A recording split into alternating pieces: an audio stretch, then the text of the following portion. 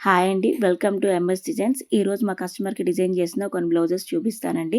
First వచ్చేసి floral sari అండి. దానికి గ్రీన్ కలర్ బోర్డర్ వచ్చింది. So, green colour border particular తీసుకొని డిజైన్ చేశామండి.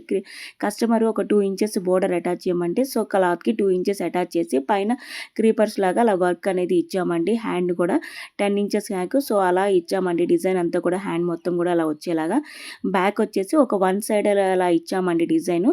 కొంచెం వన్ సైడ్ ఫ్లవర్స్ అలా క్రీపర్స్ లాగా అలా వన్ సైడ్ డిజైన్ అనేది ఇచ్చాము. సో, కంప్లీట్‌గా ఇలా వన్ సైడ్ ఇచ్చేసాము. నెక్స్ట్ ఫ్రంట్ వచ్చేసి ఫ్రంట్ కూడా ఒక చిన్న బంచ్ లాగా అలా ఇచ్చామండి డిజైన్ అనేది. కంప్లీట్‌గా ఓవరాల్‌గా ఒక్కసారి బ్లౌజ్ లుక్ చూసేసేయండి. ఇప్పుడు నెక్స్ట్ ఇంకొక బ్లౌజ్ చూపిస్తానండి. ఇంకోటి వచ్చేసి అది సిల్వర్ జెరీ బోర్డర్ శారీ అండి.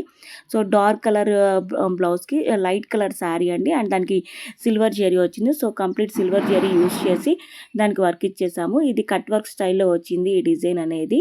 సో, ఇది బ్యాక్ నెక్ డిజైన్ అండి, ఫ్రంట్ పార్ట్. సో, కంప్లీట్‌గా ఓవరాల్‌గా ఒకసారి ఈ బ్లౌజ్ లుక్ అనేది చూసేసేయండి.